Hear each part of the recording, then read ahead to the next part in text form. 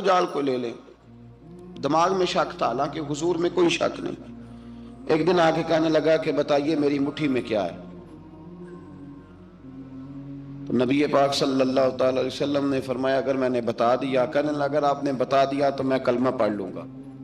حضور نے فرمایا میں نے بتا دینا ہے پر تو نے کوئی نہیں پڑھنا، میں بتا دینا ہے. کہ بتائیے. تو حضور نے فرمایا چل سودا کر لیتے ہیں، اگر جو تیری مٹھی میں ہے وہی بتا دے پھر تیرا کیا خیال ہے. تو نبی پاک صلی اللہ تعالی علیہ وسلم نے کہا کیا بھائی ابو جہل کی مٹھی میں؟ تو اس کی مٹھی میں کنکر تھے، کنکروں نے کلمہ پڑھنا شروع کر دیا. جب کنکروں نے کلمہ پڑھا، پتھر تھے وہ، انہوں نے کلمہ پڑھا. ابو جہل نے وہ کنکر زمین پہ پھینکے، کہنے لگا اوہو تیرا جادو تو پتھروں پہاڑوں پہ بھی چلتا ہے. اب جملہ کہنے لگا ہوں سمجھ لینا. ابو جہل گوشت کا آدمی تھا، کنکر پتھر تھے، پتھر کلمہ پڑھ گئے. گوشت پوشت کا آدمی تھا پر کلمہ، کیونکہ یہاں کیا تھا؟ شک. اس نے آگے نہیں بڑھنے دی. گوشت پوشت کا شخص ہو کے پتھروں سے آگے نکل نبی پاک صلی اللہ علیہ وسلم کی خدمت میں آیا.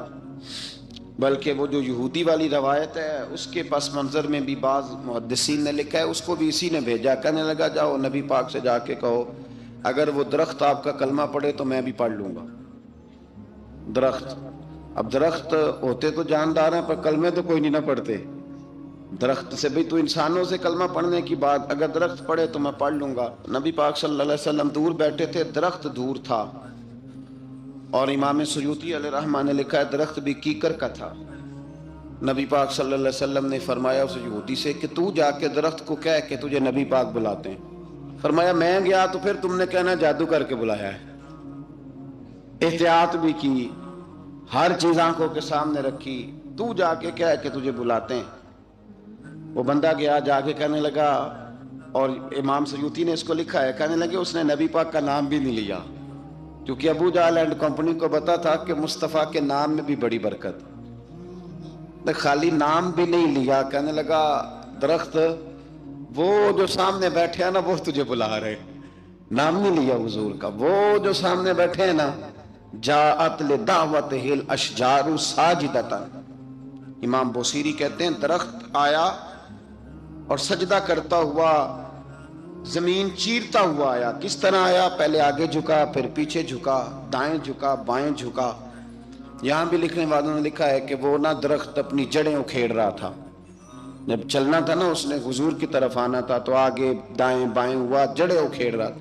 لیکن ہمارے استاد جب ہمیں یہ روایت پڑھایا کرتے تھے تو کہتے تھے جڑیں نہیں اکھیڑ رہا تھا. جب اس نے سنا مجھے نبی پاک نے بلایا تو اسے وجد ہو گیا تھا، وہ جھومنے لگ گیا تھا، جھوم رہا تھا. حضور نے مجھے بلا لیا. جاءت لدعوتہ الاشجار ساجدہ. تو درخت آیا، اس نے آ کے نبی پاک کو سجدہ کیا. لکڑی کا بنا ہوا درخت ہے. سجدہ کیا. سجدہ کرنے کے بعد درخت اٹھا اور اٹھ کے اس نے نبی پاک کا کلمہ پڑھا. وہ جس کو ابو جہل نے بھیجا تھا نا یہودی، وہ درخت کی حالت دیکھ کے کلمہ پڑھ گیا. وہ کلمہ پڑھ گیا، لیکن یہی بے ایمان کہنے لگا ہوئے ہوئے ان کا تو درختوں پہ بھی جادو چلتا ہے. لا ریب فی، شک قرآن پاک میں، لیکن اگر بندے کے دماغ میں ہو اس کا علاج ہے کوئی، ادھر ہی شک بیٹھ جائے. میں سادی مثال دیتا ہوں کہ سامنے دیوار صاف ہو لیکن گرد اگر آئینے پہ پڑی ہو. دیوار صاف کرنی چاہیے کہ اینک کا شیشہ صاف کرنا چاہیے؟ ساری زندگی لوگ دیوار صاف کرتے گزار دیتے، ساری زندگی تراش خراش کرتے گزار، اپنی مرضی کی پینٹنگ کرتے گزار دیتے ہیں، پر اپنی آنکھ کی پتلی صاف نہیں کرتے. آنکھ کی پتلی صاف نہیں کرتے. کسی نے حضرت رومی سے کہا تھا حضور دنیا میں کوئی اچھا ملتا نہیں. فرمانے لگے تھوڑا رونا شروع کر تاکہ تیری پتلیاں وضو کر لیں. وضو کر لیں، وہ انہیں پتہ چل جائے کہ کتنے صاف ستھرے لوگ دنیا میں پائے جاتے ہیں. ابو جہل پھر آ گیا، کہنے لگا اگر آپ چاند کے 2 ٹکڑے کر دیں تو میں کلمہ پڑھنے کو تیار ہوں. اچھا یہاں بھی بڑی مزے کی بات ہے. اللہ نے پہلے کہہ دیا نبی پاک کو کہ ان الذین کفروا سواء علیہم انذرتہم ام لم تنذرہم لا یؤمنون. محبوب یہ جن کی قسمت میں کفر ہے نا، آپ انہیں ڈرائیں چاہے نہ ڈرائیں، یہ ایمان نہیں لائیں گے. कंकरों ने भी कलमा पढ़ लिया, दरख्तों ने भी पढ़ लिया, सारा कुछ हो गया, और अल्लाह ने भी कह दिया कि महबूब इस बेईमान ने कलमा नहीं पढ़ना, पर हुजूर ने फरमाया ये पढ़े ना पढ़े हमने मैदान नहीं छोड़ना। जितनी दफा आएगा ना हम इसे जरूर मौजज़ा दिखाएंगे, जितनी दफा आएगा हम क्यों मैदान छोड़। आगे कहने लगा जी अगर चांद के 2 टुकड़े कर दे तो इक़्तरबत इस्साअतु वंशक्कल कमर। तो नबी पाक सल्लल्लाहु अलैहि वसल्लम ने उंगली का इशारा किया, चांद 2 हिस्सों में बटा। कोहे सफा एक पहाड़ी थी मक्के में, आधा टुकड़ा पहाड़ी की इस जानिब हुआ, आधा इस जानिब। यानी वजाहत की अल्लाह करीम ने कि ऐसे ना हो कि ये कह दी वो तो ऐसे बिल्कुल शक हुआ तो मिल गया, पता नहीं मेरी आंखों पे जादू हो गया, मिला है कि नहीं मिला। जब टूटा तो हदीस पाक में आता है कि आधा चांद कोहे सफा के इधर गया और आधा तो पहाड़ी थी, चांद नीचे आया, पहाड़ी के गिर्द घूमा, आगे जाके मिला। यानी वक्फा दिया गया बाकायदा देखने का, समझने। पूरी दुनिया में जितने लोग उस वक्त चांद देख रहे थे, हिंदुस्तान तक रवायतों में मिलता है कि लोगों ने गवाही दी कि हमने चांद टूटते देखा है। जमाना मान गया, लोगों की चीखें निकल गई, लोग कदमों में गिर गए। पर वो जिसके दिमाग में शक था ना, वो नहीं माना। शजर हजर पहचान गए, पर इंसान की नजरों में शक ही रहा। दुनिया में सबसे मजबूर, कमजोर, बुज़दिल, कम फहम बंदा वो है जिसके दिमाग में शक है। सबसे कम फहम आदमी, उसकी फिरासत रूहानिया जीरो है, वो एक नाकाम शख्स है। उसको किसी पे भी शक पड़ जाए, किसी पे भी। हमने देखा है जो औरत अपने मर्द पे शक करने लग जाती है, उस घर का कोई इलाज ही नहीं होता। जो शिकवा करती है रोटी का, पैसों का, वो किसी दौर में मसला उसका हल हो जाता है। जो नाफरमान होती है उसका भी मसला किसी न किसी जमाने में हल हो ही जाता है। ये जिसको शक पड़ जाता है ना, शक, उसका मसला क़यामत की सुबह तक हल नहीं होता। अगर मर्द को शक पड़ जाए उसका मसला भी कभी जिंदगी में दोबारा हल, याद रखें। ये जो शुकूक व शुबहात है ना, कुरान पूरा शुकूक व शुबहात का इजाला करता है। काफिर के सवाल का जवाब देता है, मुनाफिक के सवाल का जवाब देता है। कुरान मजीद हर एक की तसल्ली कराता है, लेकिन शुरू में बता दिया कि ला रईब फी, शक वाली गुंजाइश इसमें। लोग आज तक शक कर रहे हैं कि अल्लाह का कलाम है कि नहीं, आज तक लोग कहें। तो मेरे भाई, शुकूक वाली जिंदगी कमजोर होती है। शुकूक वाली, अक्लमंद लोगों की जिंदगी कमजोर जिंदगी है।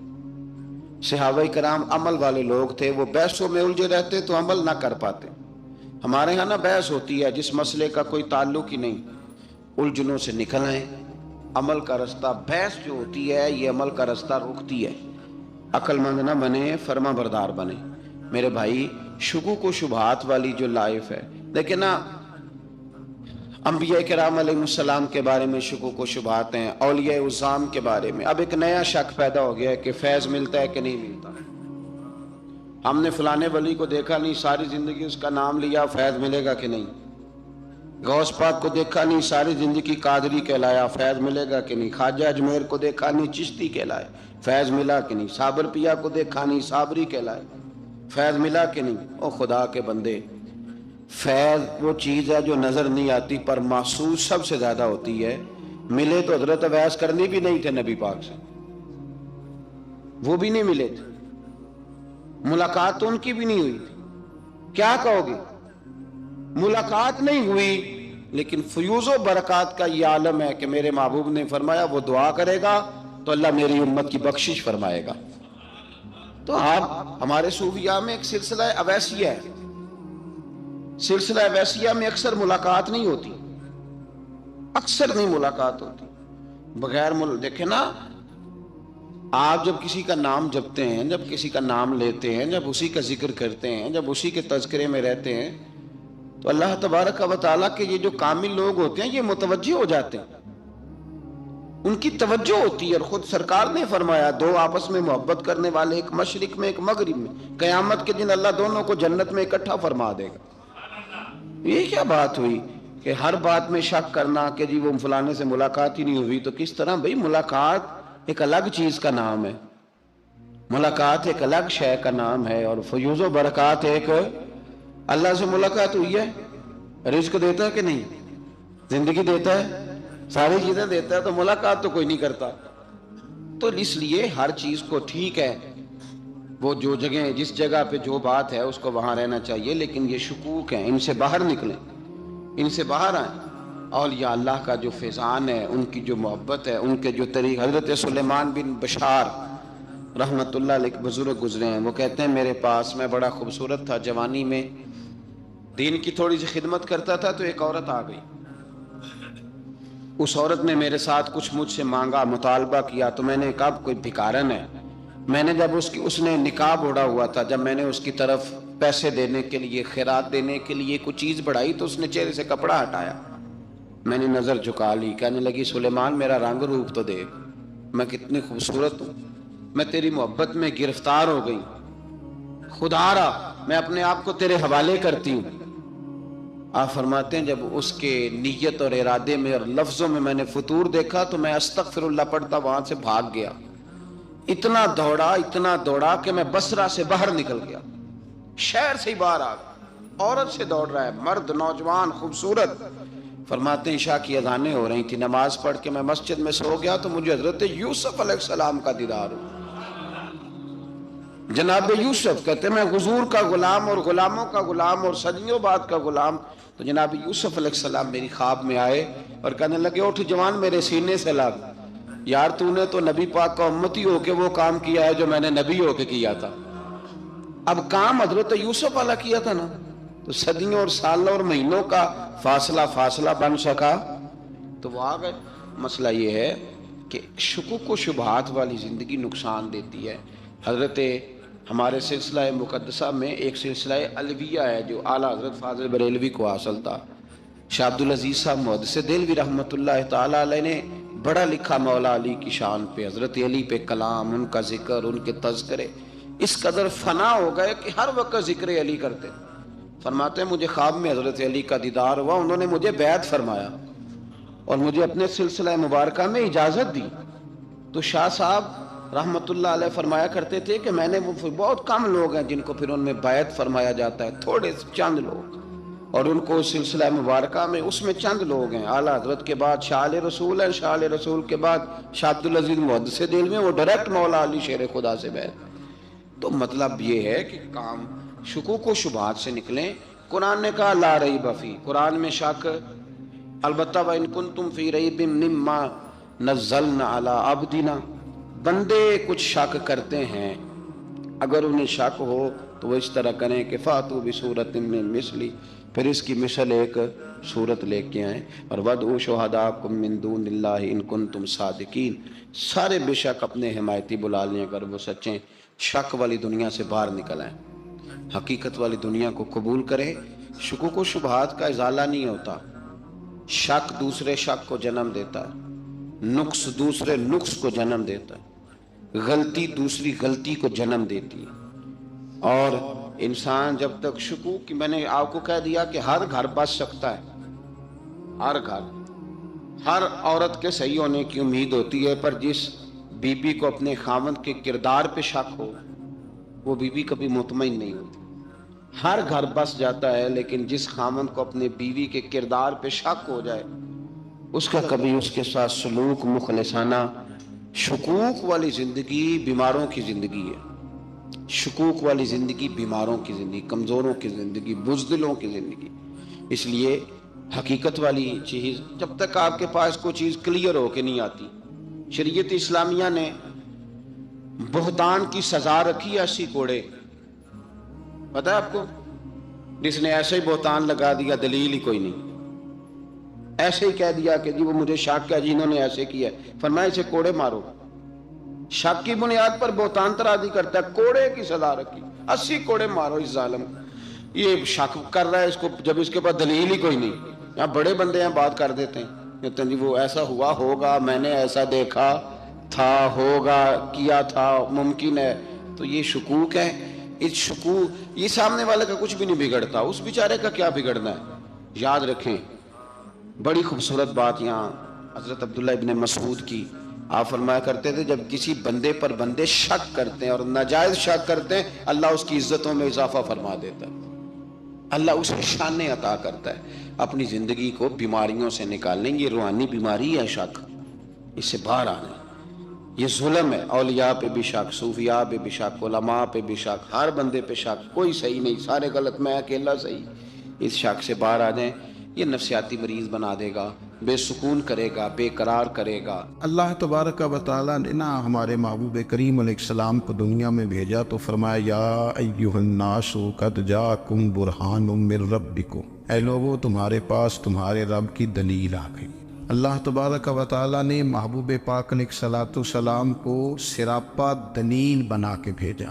باقی انبیاء کرام علیہم السلام کے پاس بھی اپنی نبوت کے دلائل کے طور پر بے شمار معجزات تھے، اور حضور کریم علیہ السلام کے تو پورے وجود کو ہی اللہ نے معجزہ بنایا. اور نبی پاک صلی اللہ تعالیٰ علیہ وآلہ وسلم کی نبوت کی دلیلیں، حضور کے رسالت کے مستحکم دلائل جگہ جگہ آپ کو ملیں گے. سب سے پہلی چیز تو یہ سمجھنے والی ہے کہ نبی پاک علیہ السلام نے جس چیز کو سب سے پہلے اپنی نبوت کی دلیل کے طور پر بیان فرمایا وہ حضور کا کردار ہے، سیرت ہے، عمل ہے، حضور کا لوگوں کے ساتھ رویہ ہے. نبی پاک علیہ السلام کی تبلیغ کے 3 دور ہیں. ایک تو حضور نے اپنے قول سے تبلیغ فرمائی، وہ 40 سال کی عمر سے محبوب نے اعلان فرمایا اور تبلیغ کی. اور ایک نبی پاک صلی اللہ تعالیٰ علیہ وسلم بالواسطہ حضور کی تبلیغ ہے جو آج تک جاری ہے. امت کے علماء، مشائخ، مبلغین حضور کے دین کو آگے پھیلا رہے ہیں، تو دراصل یہ بھی تبلیغ رسول پاک علیہ السلام ہی کی تبلیغ. اور ایک حضور کی تبلیغ کا دور ہے حضور کی پیدائش سے لے کر ولادت مبارکہ سے لے کر حضور علیہ السلام کے اعلان نبوت تک. اس دوران نبی پاک نے جو تبلیغ فرمائی ہے وہ اپنے کردار سے فرمائی. عرب کا وہ معاشرہ جو بڑا میلا کچیلا گدلا ہو چکا تھا، جس کے اندر سراسر مادہ پرستی کا زور تھا، جس کے اندر لوگ انسانوں کی خرید و فروخت کرتے تھے، جس کے اندر بیٹیوں کو زندہ دفن کر دیتے تھے، جس کے اندر جو آدمی جتنا زیادہ مضبوط ہوتا تھا اتنا زیادہ لٹیرا بن جاتا تھا، اس معاشرے کے اندر رسول کریم علیہ السلام نے 40 سال گزارے. اور اس طرح گزارے کہ جو بیگانے بھی تھے وہ بھی کہا کرتے تھے یہ صادق ہے، یہ امین ہے. اور جب حضور نے اعلان نبوت کیا تو فرمایا، یہ قرآن مجید کے لفظ ہیں، فرمایا فَقَدْ لَبِثْتُ فِيكُمْ عُمَرًا مِّن قَبْلِهِ أَفَلَا تَعْقِلُونَ، میں تمہارے بیچ عمر کا ایک حصہ گزار چکا ہوں، تمہیں عقل نہیں ہے، شعور نہیں ہے. نبی کریم علیہ السلام نے اپنے کردار کو، اپنے عمل کو اپنی نبوت کی دلیل کے طور پر بیان فرمایا. وہ تو حضرت حلیمہ بھی فرماتی ہیں نا، جب نبی کریم علیہ السلام کو اپنے گھر لے گئی تو میرا اپنا بچہ بھی دودھ پیتا تھا، 2 میرے بیٹے ہو گئے، ایک میری یہ نسبی اولاد اور حضور میری رضائی اولاد. تو کہتی ہیں جب میں کریم محبوب علیہ السلام کو اپنے سینے سے لگاتی تھی تو حضور میرے ایک پستان سے دودھ پیتے تھے اور دوسرا اپنے بھائی کے لیے چھوڑ دیا کرتے. یہاں سے رسول کریم علیہ السلام نے کردار کے ذریعے تبلیغ اور پھر اعلان نبوت سے پہلے ایک تنظیم عرب کے جوانوں پر، عرب کے سرداروں پر مشتمل بنائی گئی، جس میں نبی کریم علیہ السلام نے بڑا حصہ لیا سرکار نے، اور بڑے اہم لوگوں کو شعور حضور نے عطا فرمائے. وہ اس جماعت کا فیصلہ تھا کہ ہم سارے جوان، سارے بڑے لوگ ملیں گے. یہ حضور کے اعلان نبوت سے پہلے کی بات ہے. ہم بڑے لوگ ملیں گے، کسی بڑے کو کسی چھوٹے پر ظلم نہیں کرنے دیں گے، کسی آدمی کو کسی غریب کا حق نہیں کھانے دیں گے. حضور علیہ السلام نے اپنی کردار سے، اپنے عمل سے، اور آپ کا جو عمل ہوتا ہے وہ اصل ہوتا ہے. ایک ہوتا ہے آپ کوئی بات کرتے ہیں اور ایک ہوتا ہے کہ آپ کوئی عمل کرتے ہیں. آپ جب عمل کرتے ہیں تو عمل کے ذریعے بھی لوگوں تک بات پہنچتی ہے کہ دراصل آپ کا اٹھنا بیٹھنا چلنا پھرنا کیا ہے. میرے رسول کریم علیہ السلام کا اٹھنا بھی ایک نبی کا، بیٹھنا بھی ایک نبی کا، بات کرنا بھی ایک نبی کا، معاملات زندگی کرنا بھی ایک نبی کا، لین دین کرنا بھی ایک نبی کا. ایک شخص کہتے ہیں میں نے اعلان نبوت سے پہلے حضور علیہ السلام سے کوئی چیز خریدی تھی اور میں نے عرض کیا تھا آپ یہاں تشریف رکھے، میں پیسے لے کے آتا ہوں. میں 3 دن کے بعد آیا. دیکھو یہ بات کرنی کتنی آسان ہے، بولنی کتنی آسان ہے، پر 3 دن یہاں میرے بھائی کو کسی شخص کو 2 گھنٹے انتظار کرنا پڑ جائے تو لوگ کہتے ہیں الانتظار وشد من القتل، یہ تو قتل سے زیادہ تکلیف والا معاملہ ہے منتظر رہنا کسی کا.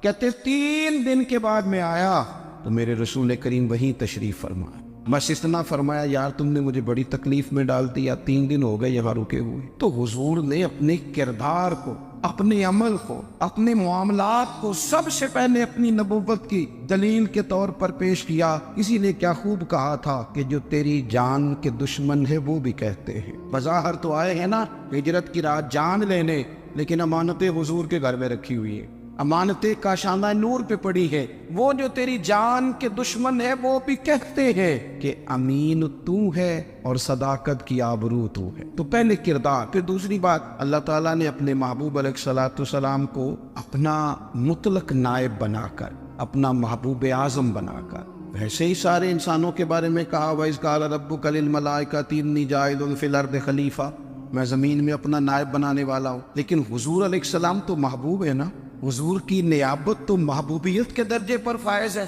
تو رسول پاک کو رب کریم نے اس طرح کا بنا کے بھیجا کہ حضرت عبداللہ ابن رواحہ رضی اللہ تعالیٰ عنہ بیان فرماتے ہیں کہ اگر حضور کوئی معجزہ نہ بھی دکھاتے، نبی کریم علیہ السلام سے کوئی اعجاز لوگ نہ بھی دیکھتے، تو محبوب کا تو چہرہ ہی اس طرح کا تھا، لوگوں نے دیکھتے جانا تھا اور کلمہ پڑھتے جانا تھا۔ لیکن باوجود اس کے میرے رسول پاک کا اعجاز یہ ہے، کمال یہ ہے کہ حضور کبھی اشارہ کر دیں تو چاند دو ٹکڑے ہو جائے، کبھی دعا مانگ دیں تو ڈوبا ہوا سورج واپس آ جائے، کبھی محبوب گزرنے لگے تو پتھر آپ پر سلام پڑے، کبھی حضور پہاڑ پر چڑھ جائے تو پہاڑ وجد میں آ کر جھومنے لگے، محبوب کا کبھی نماز پڑھاتے ارادہ بن جائے تو اللہ تعالیٰ قبلے کا رخ ہی تبدیل فرما دے۔ کیا خوبصورت سوچ ہے اور کیا نظریہ دیتے ہیں بریلی کے امام، فرماتے اجابت کا جوڑا عنایت کا صحرا دلہن بن کے نکلی دعائے محمد، اور اجابت میں جھک کر گلے سے لگایا بڑی ناز سے جب دعائے محمد،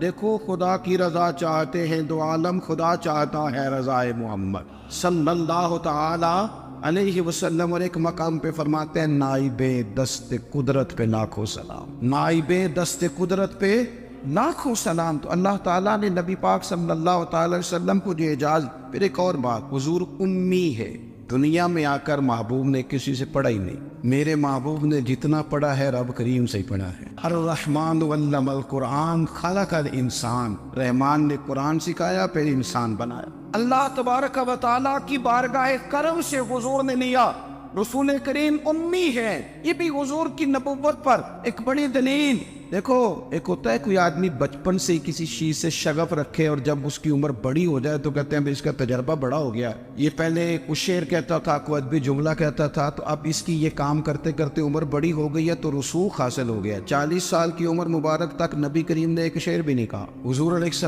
السلام نے کبھی کوئی ایسی بات، ویسے تو حضور کی ہر بات حکمت والی، لیکن جس کو عرب کے لوگ اپنے لہجے میں شاعری یا اپنے لہجے میں ادب کہتے تھے وہ حضور نے بیان نہیں فرمایا۔ لیکن جب 40 سال کی عمر میں اعلان نبوت کیا تو پھر بڑے بڑے فصیح و بلیغ، بڑے بڑے سیانے، طفیل بن عمر کہتے ہیں کہ اس شخص کو بھی میں نے دیکھا جسے بڑا ناز تھا اپنی فصاحت اور بلاغت پر، اور جب وہ حضور کے پاس آیا اور اس نے آ کے کچھ باتیں کی تو محبوب خاموشی سے سنتے رہے، اور جب وہ چپ کر گیا تو میرے کریم نے صرف سورہ فاتحہ پڑھی، کبھی اٹھتا تھا، کبھی بیٹھتا تھا، کبھی غور کرتا تھا، کبھی دائیں جاتا تھا، کبھی بائیں جاتا تھا، پھر کہنے لگا بتاؤ نا کلام کس کا ہے؟ فرمایا اس رب کا، اس رب کا، اس رب کا جس کا میں رسول بن کے آیا ہوں۔ نبی کریم صلی اللہ تعالی علیہ وسلم امی ہے، لیکن حضور نے کائنات کے رازوں سے پردے ہٹا دیے، نبی کریم نے جینے کے سلیقے بتا دیے، حضور نے ہر شخص کو اس کے مقصد حیات سے آگاہ کر دیا۔ نبی کریم علیہ السلام نے وہ فلسفہ حیات بیان کیا کہ لوگوں کو صرف جینے میں مزہ نہیں آیا، مرنے میں بھی مزہ آنے لگا۔ لوگ آگے بڑھ بڑھ کے جانیں پیش کرنے لگے، اپنی اولادیں قربان کر، جو فلسفیوں سے کھل نہ سکا اور نکتہ بروں سے حل نہ ہوا، وہ راز ایک طیبہ والے نے بتلا دیا چند اشاروں میں۔ محبوب کریم امی ہیں، لیکن حضور نے اس طرح دنیا کو سکھایا، اس طرح دنیا کو پڑھایا، اس طرح حضور نے علم کے چراغ اور دیپ روشن کیے کہ قیامت تک جسے روشنی ملے گی نا، اسے صرف دروازہ مصطفیٰ سے ملے گی، اسے رسول کریم علیہ السلام کے سارے دولت سے ملے. کچھ لوگوں نے کہا کہ اپنے پاس سے آیات بنا کے لاتے. اپنے گھر میں بیٹھ کے دعوے کر لینا تو کوئی مشکل کام نہیں نا ہوتا, سارے لوگ ہی کر لیتے. بلکہ وہ ہمارے ایک بزرگ کہا کرتے تھے, خیالی پلاؤ پکائیے کہ وہ کدے بھی کاٹ نہ پائیے. کیونکہ کون سا پیسوں کا ڈالنا ہے, وہ زیادہ ڈالیں آپ اور زیادہ ڈالیں. بہت سارے لوگ ہیں آج بھی, کچھ لبرل ہیں بیچارے, کچھ دین بیزار طبقہ ہے, وہ کہتے ہیں جناب ہمیں تو جدید باتیں بتائیں, ہمیں تو نئے اسلوب کے مطابق لے کے چلے, ہمیں تو او بھائی سن, میرے نبی پاک علیہ السلام نے فرمایا میرا قرآن کبھی پرانا نہیں ہو, اسے پڑھ کے دیکھ, اس کی جدت کا حسن دیکھ, یہ تو کھلا ہوا باغ ہے. تو ایک دفعہ اس کے قریب آئے گا تو خوشبو ملے گی, دوسری دفعہ آئے گا تو اس سے زیادہ تازی ملے گی. ایک دفعہ پھل کھائے گا تو مزیدار ہوگا, دوسرا کھائے گا ہو سکتا ہے شکل ملتی جلتی ہو لیکن ذائقہ بڑا نرالا ہوگا. تو تو صحیح نا. جب کچھ لوگوں نے کہا یہ خود سے بنا کے آیات لاتے ہیں تو فرمایا وَإِن كُنتُمْ فِي رَيْبٍ مِّمَّا نَزَّلْنَا عَلَىٰ عَبْدِنَا فَأْتُوا بِسُورَةٍ, اگر تمہیں کوئی شک ہے اس میں جو ہم نے اپنے بندہ خاص میں نازل کیا ہے تو تم بھی اس جیسی ایک آیت بنا کے لاؤ. اور چلو چیلنج کھلا دے دیا, فرما وَادْعُوا شُهَدَاءَكُم مِّن دُونِ اللَّهِ, اللہ اور اللہ والوں کو چھوڑ دو. تفسیری ترجمہ عرض کر رہا ہوں, یعنی صحابہ کو چھوڑ دو, حضور کے ماننے والوں کو چھوڑ دو, باقی ساری دنیا کے کافر اکٹھے ہو جاؤ, ایک آیت بس قرآن جیسی لے کے آؤ, ایک آیت لے کے آؤ. ان کنتم صادقین, اگر تم سچے ہو. جوانوں سنو, کہا ایک آیت, اور یہ چیلنج آج تک قرآن مجید کا موجود ہے, آج تک. وَإِن كُنتُمْ فِي رَيْبٍ مِّمَّا نَزَّلْنَا عَلَىٰ عَبْدِنَا فَأْتُوا بِسُورَةٍ مِّن مِّثْلِهِ, تم قرآن کے مقابلے کی ایک صورت لے کے آؤ اور سارے حمایتی اکٹھے کر لو اپنے. ان کنتم صادقین, اگر تم سچے ہو. جواب تو ادھر سے آنا تھا نا, لیکن کائنات کے رب نے جواب بھی خود دیا, فرمایا فَإِن لَّمْ تَفْعَلُوا وَلَن تَفْعَلُوا, اگر تم نہ لا سکے, اور فرمایا تم لا سکتے بھی نہیں, نہ خنجر اٹھے گا نہ تلوار تم سے, یہ بازو میرے آزمائے ہوئے. وَلَن تَفْعَلُوا, تم لا بھی نہیں سکتے. فَاتَّقُوا النَّارَ الَّتِي وَقُودُهَا النَّاسُ وَالْحِجَارَةُ, پھر اس آگ سے ڈر جاؤ جس کا ایندھن آدمی اور پتھر ہے. اُعِدَّتْ لِلْكَافِرِينَ, بنائی کافروں کے لیے, مومنوں کے لیے تو رب نے جنت بنائی ہے. اُعِدَّتْ لِلْكَافِرِينَ, یہ دوزخ اللہ نے کن کے لیے بنائی ہے؟ اُعِدَّتْ لِلْكَافِرِينَ کہتے ہیں کافر کے لیے بنایا. تو اللہ تبارک و تعالیٰ نے میرے رسول پاک صلی اللہ تعالیٰ علیہ وسلم کو وہ کتاب عطا فرمائی, اور پھر حضور کی فصاحت و بلاغت, معرفت. دیکھو ایک ہوتا ہے گھنٹوں باتیں کرنا, ایک ہوتا ہے کئی والیم پر مشتمل, کئی جلدوں پر مشتمل کتب کا لکھنا, اور ایک ہوتا ہے کسی بندے کا ایک بات کرنا اور سامنے والے کی طبیعت کو اتنا جگا دینا کہ اگلی بات فوراً ہی اس کی سمجھ میں آ جائے. اور حضور نہ کسی کی انا کو نہیں جگاتے. ہم بعض اوقات کسی سے خطاب کرتے ہیں, بات کرتے ہیں تو سامنے والے کی انا کو جگا دیتے ہیں, ٹھیس پہنچاتے ہیں, وہ کہتا چل پھر تگڑا ہو جائے میں بھی آیا. حضور انا نہیں جگاتے تھے, میرے نبی پاک ضمیر جگاتے تھے تاکہ وہ شخص فیض حاصل کر سکے, اسے کچھ ملے. نبی کریم کا جو انداز تکلم ہے وہ اس طرح کا ہوتا تھا کہ انسان خود بخود کھل اٹھتا تھا کہ مطلب یہ بات ہونے کیا لگی ہے, مطلب حضور کیا فرمانے لگے. نبی کریم صلی اللہ تعالی علیہ وسلم, ایک دن محبوب کریم نے صحابہ کے دیے حضور کی فصاحت و بلاغت دیکھے, فرمایا محبوب نے کتنا نادان ہے وہ شخص جو اپنے ماں باپ کو گالی دے. کھلی ہو گئی لوگوں کی آنکھیں, کان کھڑے ہو گئے کہ یا رسول اللہ کون ایسا بدبخت ہے جو ماں باپ کو گالی دے گا. اب جب سوالات ذہنی سطح پر پوری طور پر ابھر گئے نا, اب رسول کریم نے بات سمجھائی. یہ ہے فصاحت و بلاغت, تیرے آگے ہے یوں دبے نچے.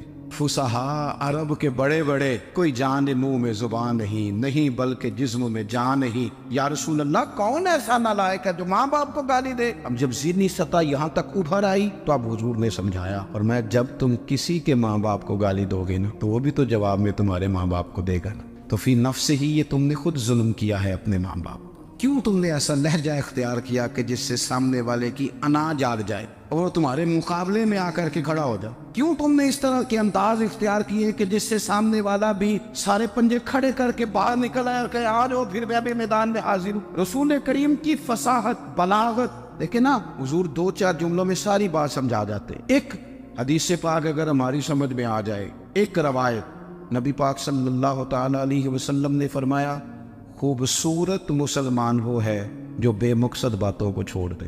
لو اس سے پوری زندگی سجائی جا سکتی ہے ایک جملے سے. کوئی لمبی چوڑی باتوں میں جانے کی ضرورت نہیں. کہا خوبصورت مسلمان یہ ہے جو بے مقصد باتوں کو چھوڑ دے, لا یعنی باتوں کو کیا کہتے ہیں ہمارے دیہات کے لوگ جڑے پنڈ جانا نہیں وہ راہ پوچھنے دی، لیکن آج کل لوگ باز آندے یعنی جس بات کا بالکل تعلق نہیں نا وہ بات بھی کرتے جاتے ہیں، جس کا شعبہ ہی نہیں وہ بھی چھلانگ لگا کے اس میں آ جاتا ہے۔ ہم اپنا وقت ضائع کرتے، اپنی صلاحیتیں ضائع کرتے، اپنا نقصان کرتے، ہم اپنا کام صحیح کر کے نہیں کرتے اور دوسری ساری دنیا کو ٹھیک کرنا چاہتے ہیں۔ وہ بھائی آپ جس جگہ جس شعبے سے تعلق رکھتے ہیں آپ اپنے معاملات میں مضبوطی پیدا کریں۔ حضور نے اپنی فصاحت کے ساتھ بلاغت کے ساتھ لوگوں کو قائل کیا، اور قرآن مجید کی تاثیر کا یہ اثر میرے کریم رسول نے دکھایا کہ رات کو جب حضور بیٹھ کے قرآن پاک پڑھتے تھے نا، جب یاسین والے نبی خود یاسین کی تلاوت کریں، جب طٰہٰ والے محبوب خود طٰہٰ کی تلاوت کریں، غور کرو نا جب مدثر والے محبوب خود ان جملوں کو ادا کریں، یعنی جن کی